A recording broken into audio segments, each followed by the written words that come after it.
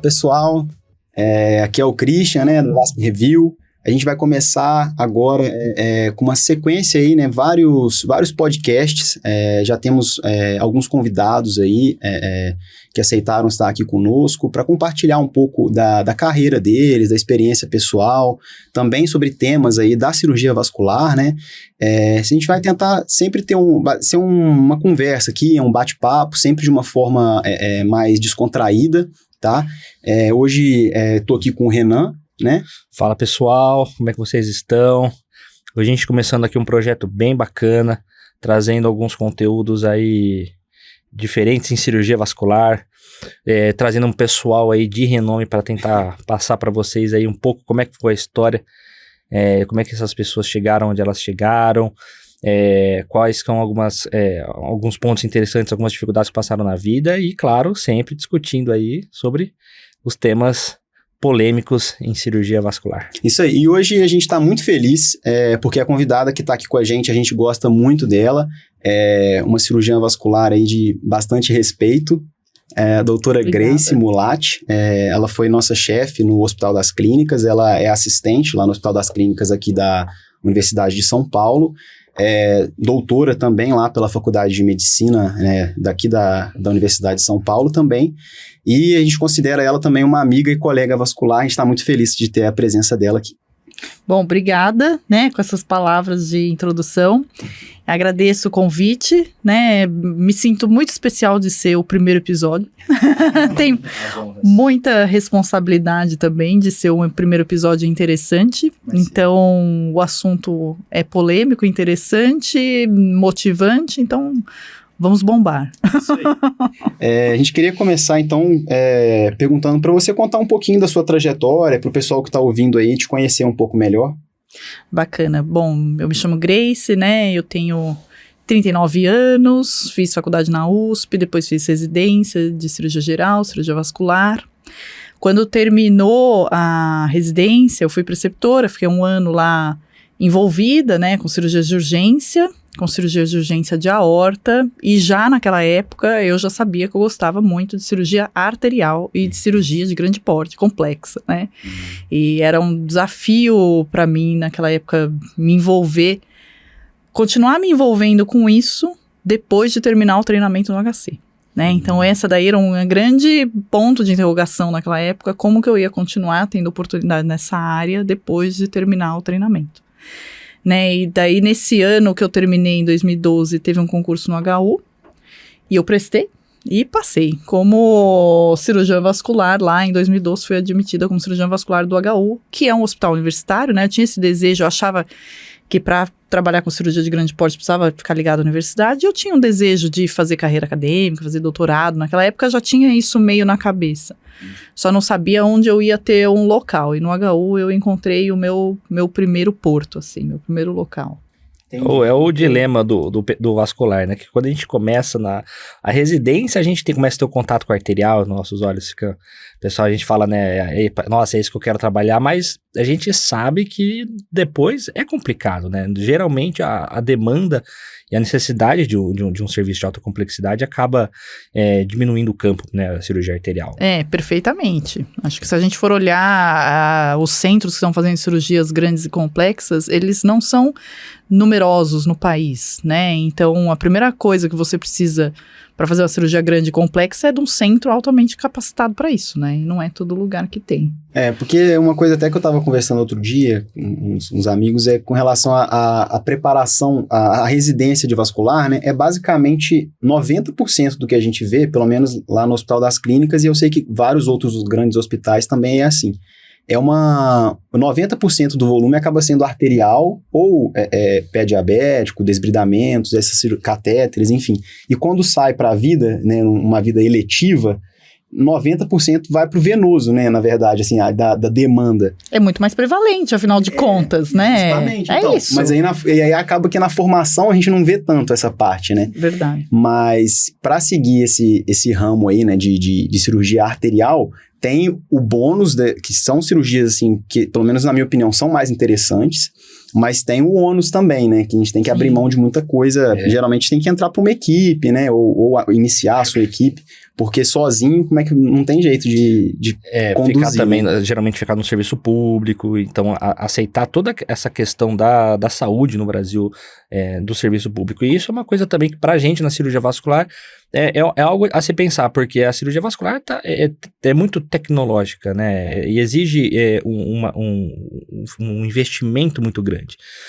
Assim, graças a Deus a gente tinha lá no HC, né, as próteses, a gente tinha alguma facilidade, mas mesmo assim a gente via que você não tinha o acesso completo às tecnologias, né, da cirurgia mas acho que vascular. dá para resolver a maioria, né, das... Doutora Grace, desde que a gente se conheceu, né, na residência e tudo, a gente notou que você, assim, mais do que a média dos outros assistentes, tinha um interesse maior pela aorta, né, que aí a gente acredita que, assim, eu acho também super interessante, adoro esse tema, e tem algum motivo que fez você se aproximar ou se interessar mais por esse tema, ou você acha que foi uma coisa meio natural? Foi uma coisa totalmente inesperada, eu acho. Assim, o meu pai é cirurgião vascular, né? E a vida toda eu convivi com meu pai, né? Morava com ele proximamente e ele fazia cirurgia venosa, né? Cirurgia venosa, atendimentos de pacientes mais portadores de doenças venosas, e ele fez uma escolha por isso, né? Ele traçou um caminho na doença venosa. E eu achava, quando eu comecei a vascular, que esse era um caminho da maioria dos vasculares, como eu falei, até pela prevalência mesmo, às vezes por questão de escolha, às vezes por questão de oportunidade e tudo. Então tem um episódio fatídico da minha entrevista de R3, que eu já contei várias vezes para muitas pessoas, e vou contar para vocês, que acho que é interessante. Na minha entrevista para entrar no serviço, o chefe do pronto-socorro naquela época, que era o professor Ricardo Aum, perguntou qual que era a minha ambição dentro da cirurgia vascular. E eu respondi de uma forma muito espontânea, eu acho que a maioria dos vasculares cuida de doenças venosas, porque afinal é o que é mais prevalente. E ele falou, como você vai fazer uma residência desse porte que vai só cuidar de doenças venosas depois? Que perda de tempo! E aí, ele falou uma frase que foi impactante para mim. Ele falou assim, o que te impede de ter uma clínica arterial? Exclusivamente arterial. O que te impede? Qual que é o seu bloqueio? Qual que é o seu... né? E acho que foi nesse momento, juro por Deus, foi a primeira vez que eu parei para pensar nisso. Foi uma frase... Marcou, né? Quebrou paradigmas. Quebrou, né? E é interessante quando a gente tá aberto para esse tipo de, né? Porque se eu tivesse, sei lá, não tivesse prestando atenção, né? Entendeu? Não ia ter o mesmo impacto. Mas eu tava muito prestando atenção no que ele tinha para me dizer. De alguma forma te direcionou um pouco isso daí. E daí, durante a residência, eu acho que não que direcionou, mas abriu uma interrogação de poder gostar de arterial e de me ver talvez fazendo isso. Aí eu tinha muita proximidade com o professor Erasmo, acabei fazendo meu doutorado em território carotídeo, mas durante a preceptoria eu fiquei realmente muito intrigada e muito apaixonada por cirurgia de aorta. No HU, não tinha essa possibilidade, né? Porque era um hospital... O HU é um hospital secundário, isso. Né? Então, eu trabalhei 3 anos lá, cheguei a fazer revascularização, entrei em cirurgia de emergência de aorta, mas não tinha todo o arsenal terapêutico, né? De material, todo o time necessário para compor também. Mas eu estava, assim, dentro da universidade, né? Eu enxergava isso como um passo necessário para ficar próxima, para manter um canal aberto, né? Para ganhar experiência em ensino, né?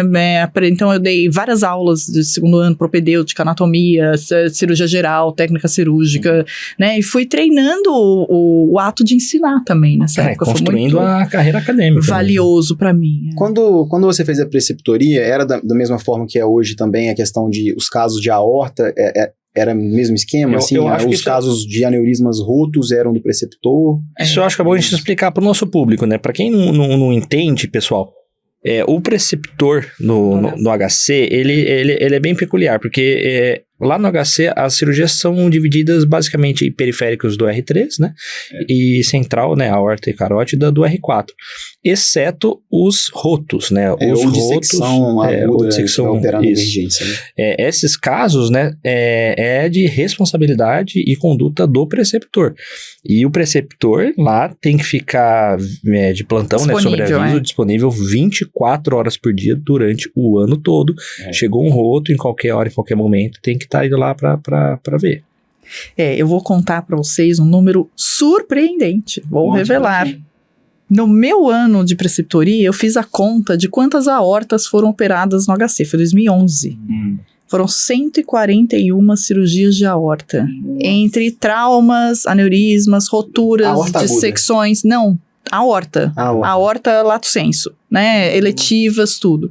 E o preceptor, além de vocês mencionarem que era um cirurgião importante na emergência, ele era também um importante auxiliar, assistente nas eletivas. Eu devo ter participado de todas essas 141 aortas que eu computei. E isso, em 365 dias, dá uma aorta a cada 2 dias e meio.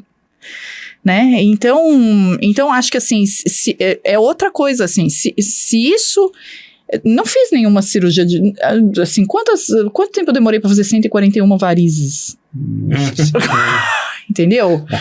Depois, na minha vida fora até depois, né? Demorei muito mais tempo. Em um ano, 141 aortas. Então, não é exatamente que foi uma coisa por acaso. Acho que todo um caminho foi vindo, né? E eu podia ter trilhado outros, mas eu sempre tentei me reaproximar dele, ou ficar nele, ou ficar perto disso. Talvez assim, né? Você foi percebendo aonde que tava aquilo e você foi... Acho que sim, fui navegando, né? E aquilo foi, ao mesmo tempo, aparecendo também, né? Acho que hoje é interessante, né? Hoje, acho que eu voltei a fazer mais aorta nos últimos 3 anos, vamos dizer. Por causa do pronto-socorro, de estar na supervisão do pronto-socorro, sim. Por causa do desejo, né? Também, né? Pela minha vontade. Mas também porque não adianta, é uma cirurgia mais complexa que exige mais, como a gente falou no início. Então, não adianta eu querer ser recém-formada e tocar a horta pra burro, né? Não tem condição de fazer isso. Não tem porque know-how. Você precisa de experiência, né? Então, acho que agora eu tô 10 anos no mercado, vamos dizer assim, né? Terminei faz 10 anos. Ainda sou jovem, né? Sim, com certeza. Pelo amor de Deus. Pois tô atuando numa área onde eu desejava estar, é muito legal pra mim. E dando entrada, então, nesse tema de aortas complexas, né? Qual que é o tema de hoje? Arco aórtico, né? Isso aí. Pouco complexo o tema, né? Mas o que eu acho interessante aqui de arco aórtico, que é o que a gente vai comentar em si, nem é tanto o tratamento dos aneurismas puramente do arco aórtico, mas aqueles aneurismas que são predominantemente torácicos, mas que você não tem aquela facilidade para tratar de maneira endovascular que a gente espera, né? Que é aquele colo proximal bonito, aquele colo distal, que você faz aquela cirurgia até muito rápida, né? Um aneurisma torácico aí com uma única endoprótese, você vai fazer até em 40 minutos, dependendo do caso. Agora, se você não tem colo proximal, né, aí que começam as dificuldades e também as técnicas criativas que a gente tem hoje. Então, aí assim, pensando nesse campo aí dos aneurismas de arco aórtico ou com colo ruim, uma das dúvidas que acontece, uma dúvida até que eu tenho também, é com relação... Porque às vezes se confunde as especialidades ali, né? Porque o cirurgião cardíaco, ele não opera exclusivamente o coração, né? Esses aneurismas aí, por exemplo, de aorta ascendente, de arco, muitas vezes acaba ficando com cardíaco, mas também é um campo que o vascular pode atuar, tanto na parte endo, quanto parte aberta, enfim. E aí eu queria saber qual que é a sua opinião sobre isso, assim, com relação a esse... você acha que é uma cirurgia mais de cardíaco, mais de vascular? É multidisciplinar? O ideal seria ter os dois juntos? O que você acha? Eu acho que quando você tem os dois times juntos, é muito positivo. Né? E tem várias vezes, eu lembro de vários casos que a gente precisou da cardíaca e a cardíaca precisou de nós e não tem problema nenhum. E até conheço modelos de grupos, como por exemplo o do André Brito em Salvador, no Ananeri, onde o time de aorta tem cirurgião cardíaco, cirurgião vascular, cardiologista, intensivista, anestesista, e eles eles faz parte da rotina deles, é natural, discutir todos os casos juntos, né? Então, quando eles chegam no final da discussão e falam, não, nesse nós vamos montar 2 equipes para entrar junto. Pô, isso daí eu acho que é o ideal dos mundos, sabe? Eu acho que essa coisa de territorialidade, de ficar, né, dividindo. Passou da subclave de um, não é dividir para governar, né? Isso é um negócio do passado, demodê. Você não tem respaldo jurídico para fazer isso. Você tem muito mais respaldo para agregar cabeças, times, esforços do que para fazer o contrário, do que para territorializar demais. Perfeito. Acho que talvez fique muito engessado, né? Sendo que com certeza o cardíaco tem alguma visão, alguma coisa para acrescentar e o vascular tem outra também. Sim, e a gente não tem a noção de cada especialidade não tem a completa noção da outra, né? Então a gente tende a julgar achando que eles podem chegar até aqui, ou eles têm capacidade de chegar até aqui só eu tenho capacidade, só eu vou conseguir. Não. Muitas vezes eles têm muito mais capacidade do que a gente imagina, e para eles a gente também tem muito mais capacidade do que eles imaginam.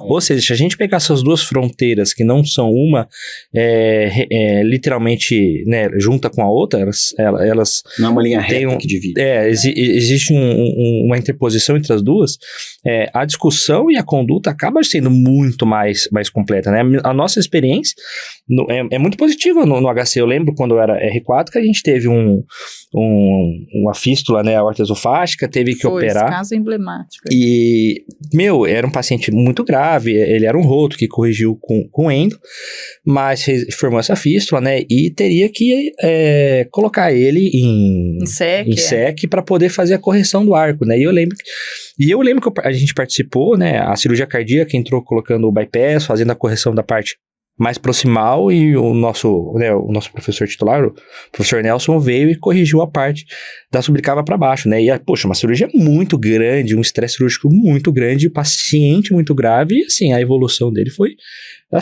excelente, assim, uma coisa que a gente não tá tão acostumado. Poxa, geralmente aortas complexas, a gente vê que tem uma evolução muito complicada, né, não aguentam tanto o trauma. Ainda mais na urgência, né, roto, assim. E, poxa, isso é uma coisa que impactou a minha vida. Eu falei, nossa, realmente é uma coisa que faz muita diferença. E até aproveitando o gancho do que você mencionou, o professor Nelson, que é o chefe do serviço, ele é um cara muito conciliador e agregador, né, então essa visão, esse approach da cardíaca, né, esses relacionamentos, ele veio criando nos últimos 10 anos, né, e eu aprendi isso com certeza com ele, né, eu falei e tal, não sei, mas é com certeza uma lição que eu aprendi dele, né, e foi muito positivo para esse paciente que está vivo até hoje, inclusive, né?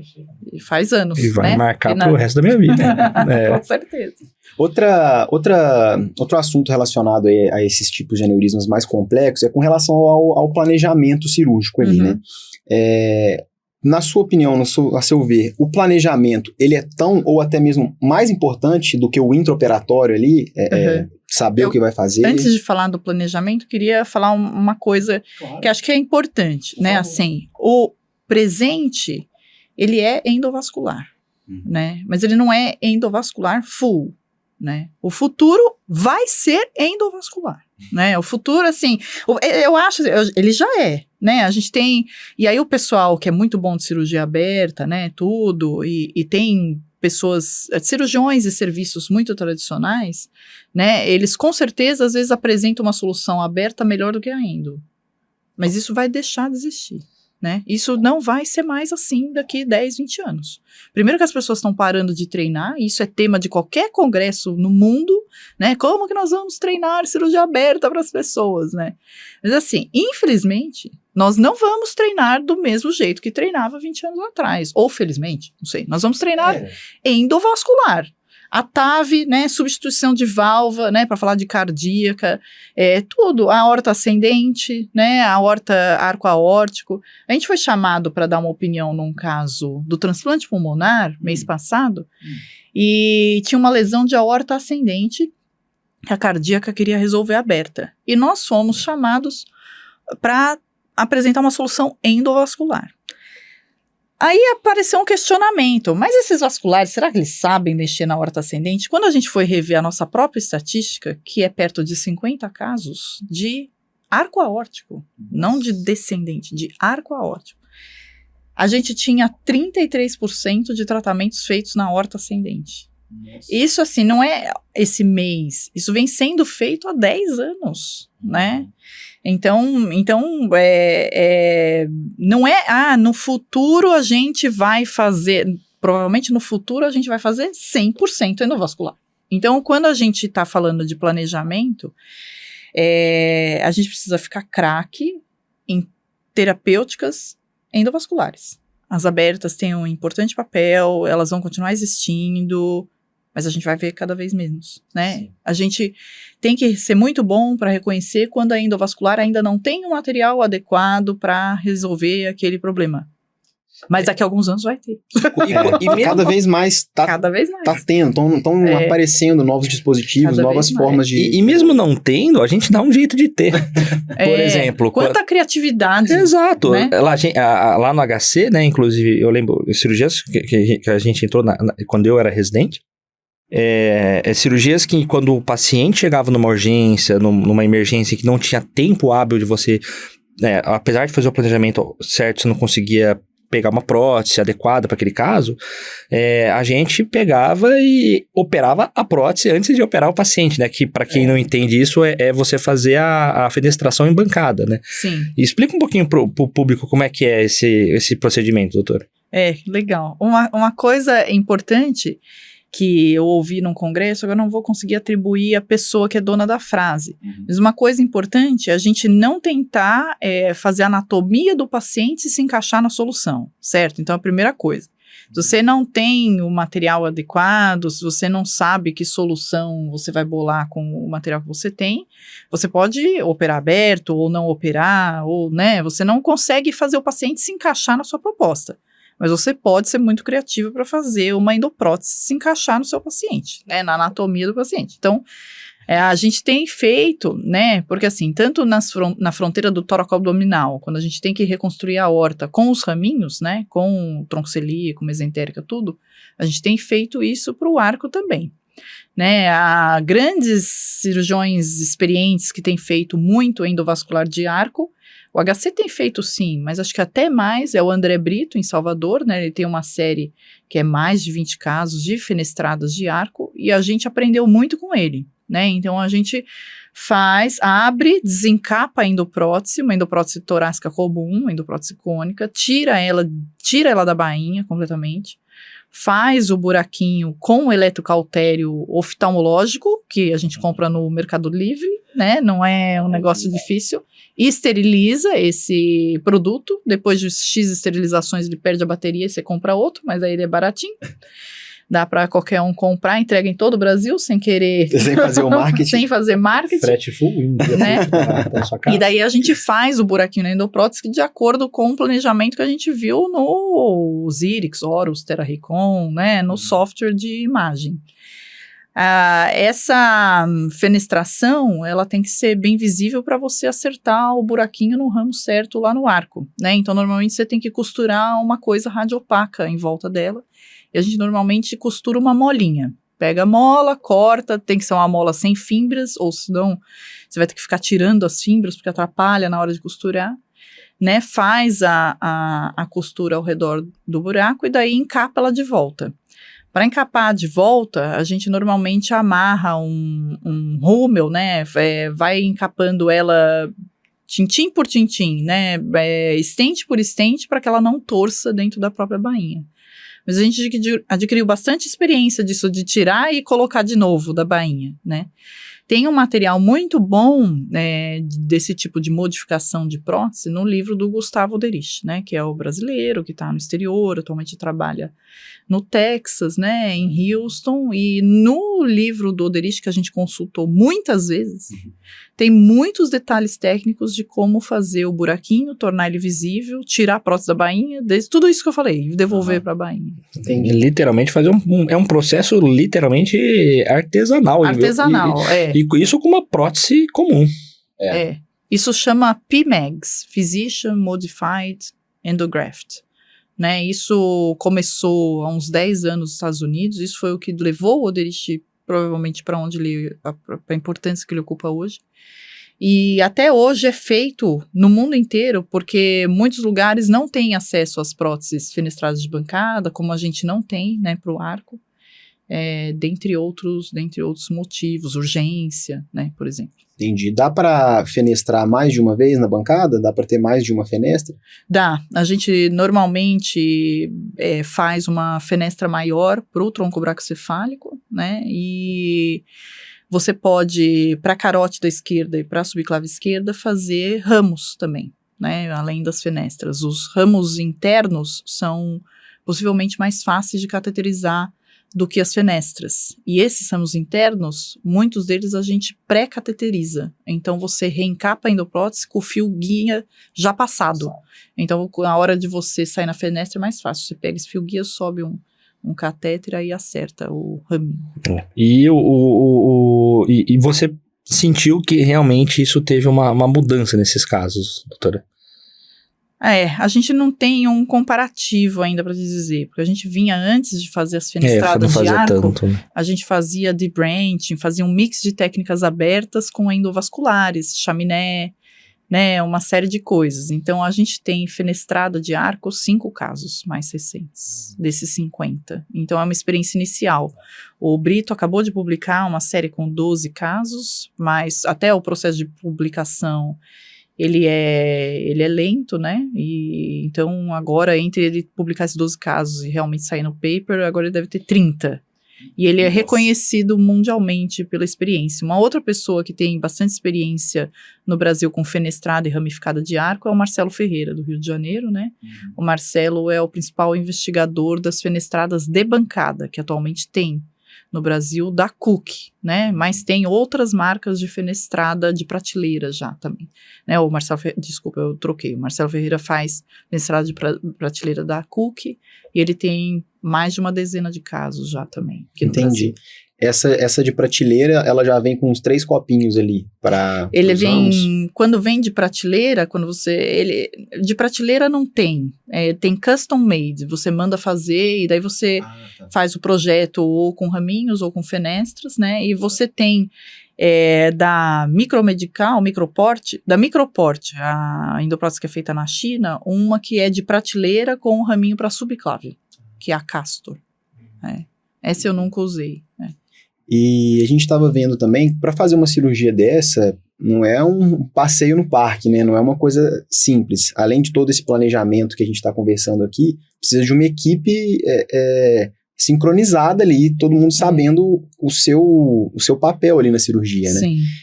Quantos vasculares você acha que precisariam para fazer uma cirurgia dessa com tranquilidade, assim, uma equipe completa? Se você for fazer total endovascular, acho que 4 vasculares é um tamanho bom, mas não é só o vascular que você precisa do bom anestesista, né? Para ancoragem na zona 0, se discute muito fazer rapid pacing, né? Marca-passo, que daí você pode fazer uma fibrilação na hora de colocar a endoprótese. A gente fez isso uma vez só. Pode fazer parada cardiocirculatória total, né, atropinizar o paciente, tem uma série de medidas anestésicas que você pode fazer. E a outra coisa é o uso do ecotransesofágico, quando você está na zona 0, para você ficar numa distância segura da válvula aórtica.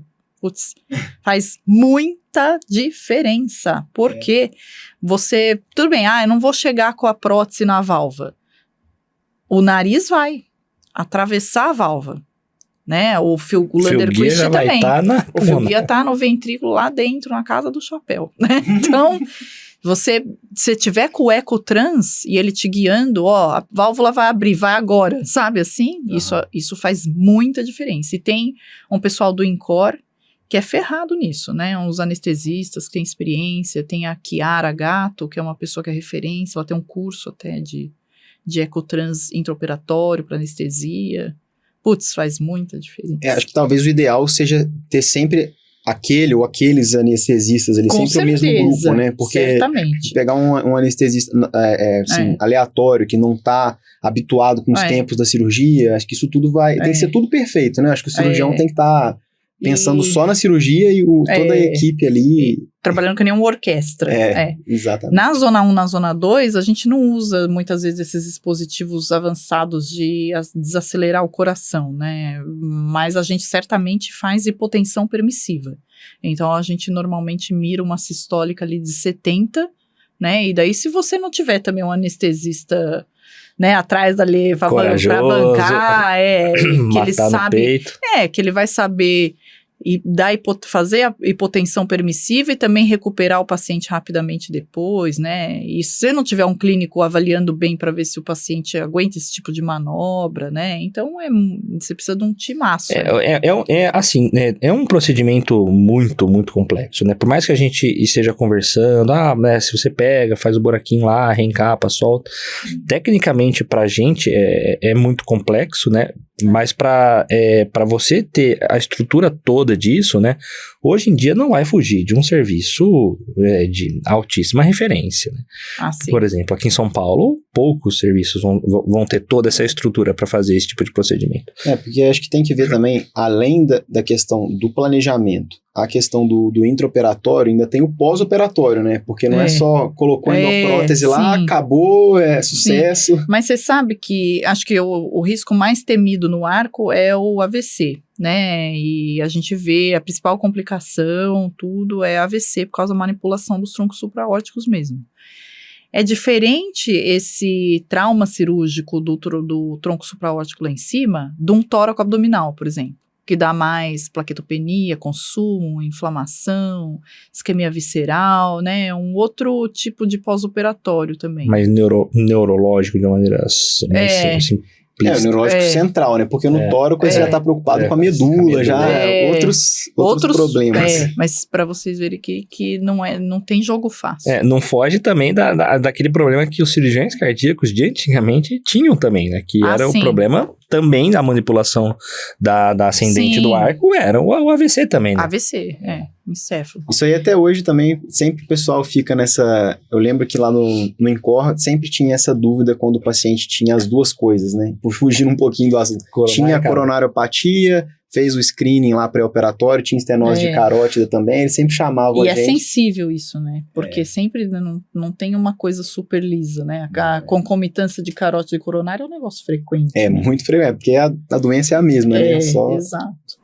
Você falou a palavra de técnica, né? Tem um bizu técnico do arco aórtico que é traiçoeiro, que eu vou contar para vocês. A subida da endoprótese, né, no Lander, normalmente ela torce, né?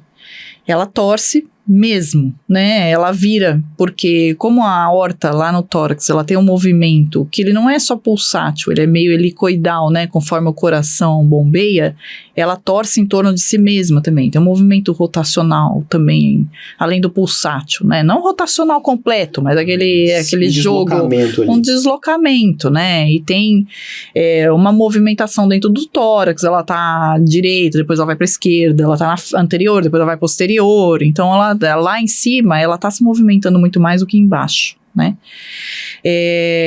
Um problema descrito, se vocês forem levantar literatura sobre isso, vocês vão ver uma série de pessoas tentando descobrir como que faz para ela não torcer lá em cima, né, que é o wrapping, é o intertwining, né, esse tipo de porque é bem trágico, né, uma vez que você abre na horta, como é que você vai... se você tá com uma fenestra, entendeu, você tem que acertar no lugar, senão você não vai... E se abriu lá na horta, no arco, o paciente tá com aquela hipotensão permissiva, você já abriu um stent, ou seja, você ocluiu dali pra frente, você vai fechar tudo, você tem que abrir, você tem que saber, Então tem um truque, e eu não posso deixar de falar do André Brito, né?